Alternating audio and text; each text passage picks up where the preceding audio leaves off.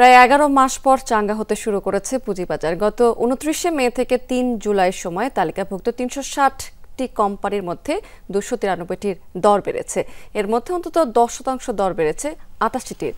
এসব কোম্পানির শেয়ারই এর আগের ১১ মাসে কমপক্ষে ৮ থেকে ৬০% দর হারিয়েছিল।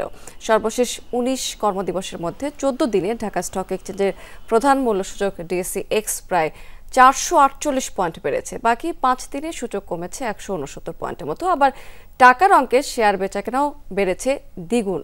গত ২৯ মে ২৪৭ কোটি টাকার মূল্যের শেয়ার বেচাকেনা হয়েছে। গত ৩ জুলাই তা বেড়ে ৫০৬ কোটি টাকা ছাড়িয়েছে।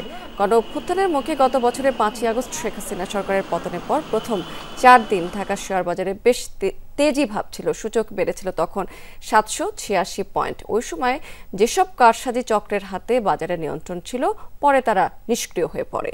একের পর এক যুদ্ধ এবং ডোনাল্ড ট্রাম্পের বাড়তি শুল্ক আরোপ পরিস্থিতি জটিল করে তুলছিল।